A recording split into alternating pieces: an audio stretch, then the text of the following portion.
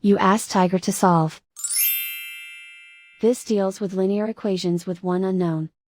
The final result is c equals -1/25. Let's solve it step by step. Group all c terms on the left side of the equation. Subtract 25c from both sides. Simplify the arithmetic.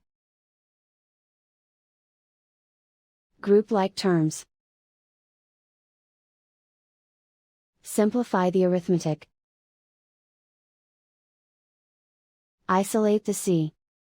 Divide both sides by 100. Simplify the fraction. Find the greatest common factor of the numerator and denominator.